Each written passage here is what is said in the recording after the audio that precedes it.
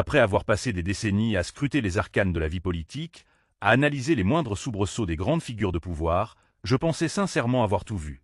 Je croyais avoir été témoin de l'intégralité du spectre des erreurs humaines en politique. Chaque mauvais calcul, chaque maladresse stratégique, chaque blessure auto-infligée qu'un dirigeant pourrait concevoir. Pourtant, ce qui se déroule actuellement sous nos yeux, alors que cette année tumultueuse touche à sa fin, est un phénomène que je n'avais absolument pas anticipé. Nous assistons à un retournement de situation historique. Un pays que l'on disait destiné à plier, une nation que l'on s'attendait à voir céder sous la pression et implorer la clémence, s'est au contraire redressé avec une dignité spectaculaire. Ce pays a délivré l'une des ripostes économiques les plus dévastatrices de l'histoire commerciale moderne. Et la cible de cette contre-attaque n'est autre que les industries mêmes qui ont financé l'ascension de l'homme politique responsable de ce gâchis. C'est une histoire qui parle d'hybris, d'aveuglement, et des conséquences inévitables qui surviennent lorsque l'on sous-estime la détermination d'un peuple entier qui a simplement décidé qu'il en avait assez. Pour comprendre la genèse de cette débâcle, il faut remonter au jour de Noël. C'est à ce moment précis que cette saga a véritablement commencé. Dans ce qui ne peut être décrit que comme une démonstration de son infinie sagesse, Donald Trump a choisi la période des fêtes, un moment traditionnellement réservé à la paix et à la bonne volonté, pour lancer une offensive laide et menaçante contre nos alliés les plus proches. Il a attaqué le Groenland, il a invectivé le Panama, mais de manière bien plus significative pour notre discussion d'aujourd'hui, il s'en est pris violemment au Canada. Il a essentiellement dit aux Canadiens d'aller au diable.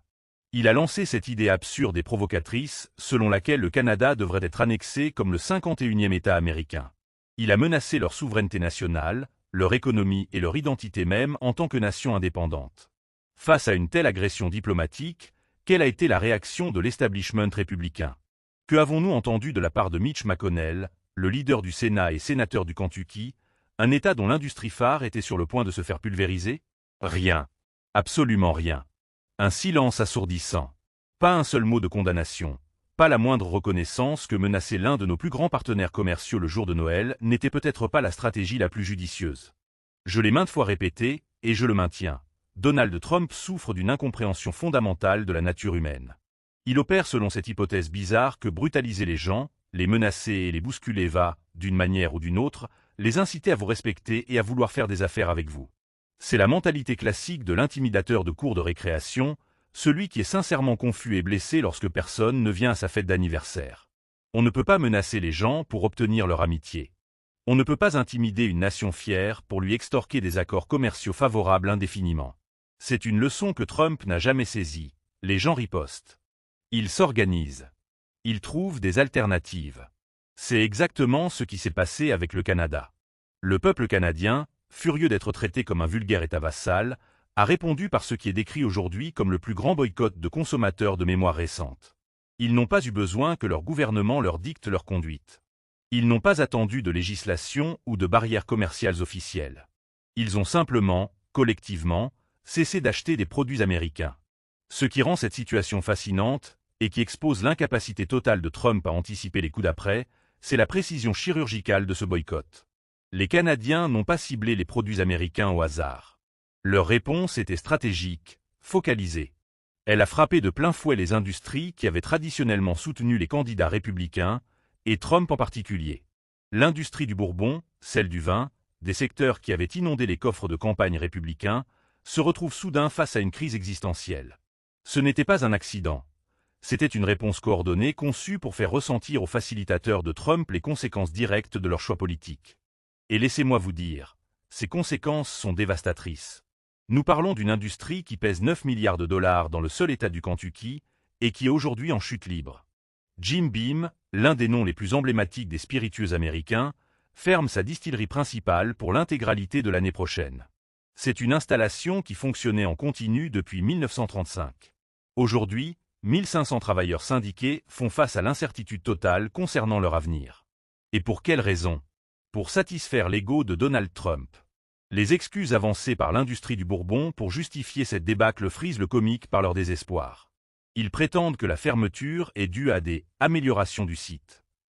Ils parlent d'un excédent de whisky sur le marché, ce qui est particulièrement risible quand on sait que la production de cette année était déjà en baisse de 55 millions de gallons par rapport à l'année précédente. Si vous produisez dramatiquement moins et que vous prétendez toujours avoir un excédent, c'est que la demande s'est évaporée. Ils blâment les changements d'habitude des jeunes, comme si les millénials et la génération Z avaient décidé, en masse et en l'espace de quelques mois, d'arrêter de boire du Bourbon. Heureusement, la presse locale du Kentucky ne gobe pas ces mensonges. Les journaux disent à leurs lecteurs de regarder vers le Canada s'ils veulent comprendre ce qui arrive réellement à l'industrie signature de leur État. Le fait brutal, le chiffre qui devrait terrifier quiconque travaille dans ce secteur, est le suivant.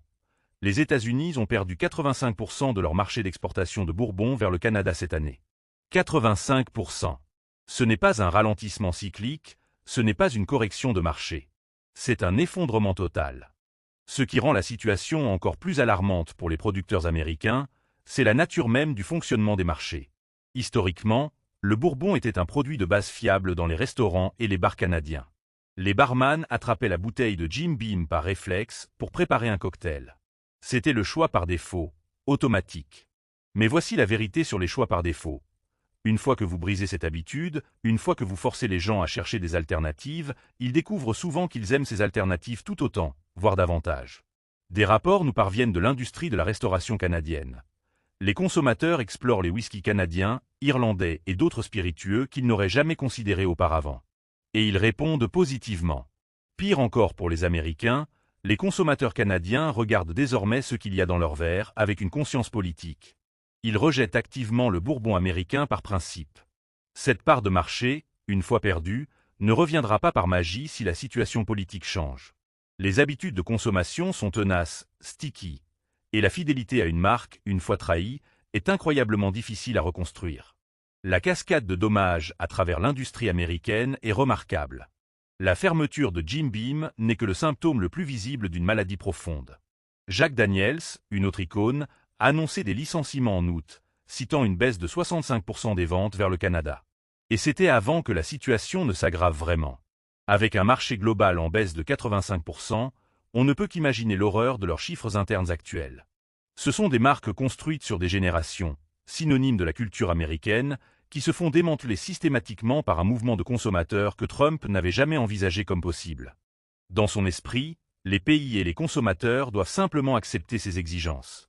L'idée que des gens ordinaires aient leur propre capacité d'action, leur agency, ne lui a jamais traversé l'esprit. Prenons le cas de Kentucky Old Bourbon, qui a déclaré faillite en octobre. Cette histoire illustre la dévastation totale du marché. Lorsque l'entreprise a tenté d'utiliser ses barils de whisky vieillissants comme garantie pour payer ses dettes, les tribunaux ont refusé.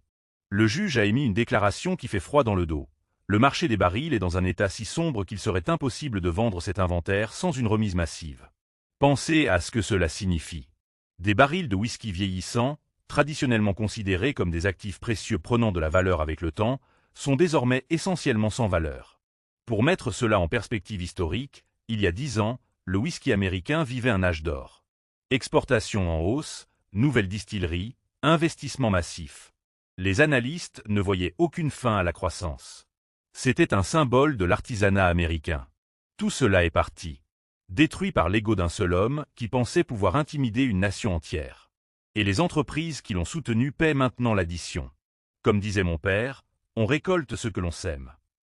Century Holdings, propriétaire de Jim Beam et Maker's Mark, a fait des choix clairs en 2020. Ils ont soutenu les républicains au Sénat et à la Chambre. Eh bien, ils ont eu leurs républicains, et maintenant leur marché s'effondre.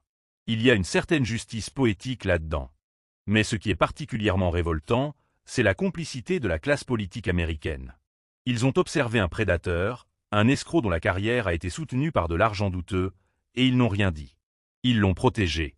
Même quand il a menacé nos alliés à Noël. Où est Mitch McConnell aujourd'hui? Son État est économiquement ravagé. 1500 emplois syndicaux sont en jeu chez Jim Beam. Et pourtant, il reste silencieux. Il préfère regarder son propre État brûler plutôt que d'émettre la moindre critique contre Trump. C'est le portrait du Parti républicain en 2024. Pendant ce temps, le contraste avec le Canada est saisissant. L'économie canadienne ne s'est pas effondrée. Elle performe remarquablement bien. Ils ont ajouté 54 000 nouveaux emplois le mois dernier, le troisième mois consécutif de croissance. Le chômage est à un creux de 16 mois. Les banques comparent cette embellie au boom technologique de 1999. Le Canada, censé être écrasé par la guerre économique de Trump, vit une renaissance de l'emploi. Aux États-Unis, c'est l'inverse, insécurité de l'emploi et crise du pouvoir d'achat. Le gouverneur du Kentucky, Andy Beshear, l'un des rares élus honnêtes, a exprimé sa profonde déception face aux mensonges de Trump. Il est surpris, mais pas choqué, que Trump ne comprenne toujours pas. Car le problème fondamental est là. Trump ne comprend pas comment le monde fonctionne. Il pense que les guerres commerciales se gagnent par la menace. Il ne comprend pas que les nations ont de la fierté et que les consommateurs ont le pouvoir. Le gouvernement canadien n'a même pas besoin de riposter formellement. Il suffit que ses citoyens continuent de faire ce qu'ils font déjà, refuser d'acheter américain. Donald Trump ne peut pas négocier cela. Même si Justin Trudeau signait un accord demain, cela ne changerait rien sur le terrain. Les Canadiens n'achètent plus américain et aucun traité ne peut les y obliger. La classe politique américaine a oublié que notre puissance économique dépend du désir des autres d'acheter nos produits. La stratégie de ciblage du boycott canadien démontre une sophistication sous-estimée. En frappant le bourbon et le vin, le public canadien a compris comment faire pression là où ça fait mal.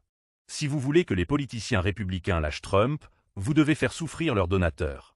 Les implications à long terme dépassent le cadre du bourbon. C'est un réalignement fondamental des préférences des consommateurs. Une fois que les Canadiens découvrent le scotch ou le whisky irlandais, ils ne reviennent pas en arrière.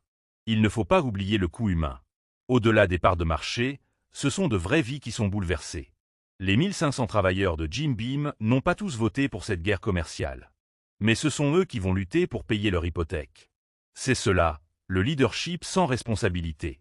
Trump ne subira aucune conséquence personnelle. Les travailleurs du Kentucky paieront le prix réel. J'ai pratiqué le droit assez longtemps pour savoir que les conséquences finissent toujours par rattraper les gens. Mais la situation canadienne est différente. Ce sont des millions de choix individuels qui dévastent l'industrie. Le peuple canadien a rendu son verdict. Alors que nous concluons cette première année de guerre économique, je réfléchis à la nature sans précédent de ce moment. Le bourbon n'est pas juste un produit, c'est un symbole de l'Amérique. Trump a réussi à rendre ce symbole toxique. Andy Beshear représente le seul vrai leadership dans cette crise, mais l'avenir reste incertain. Pour conclure, je reviens aux propos de Charlie Angus. Rien n'est plus symbolique que l'incendie de l'économie du bourbon américain. En ciblant cette industrie, le Canada envoie un message. Nous rejetons ce que vous essayez de nous faire. L'absurdité de tout cela est frappante. Personne n'a forcé Trump à faire ça. C'est une blessure auto-infligée. Le Canada a relevé ses manches et il est en train de gagner. Donald Trump pensait pouvoir briser le Canada. Au lieu de cela, il a fini par briser le bourbon américain.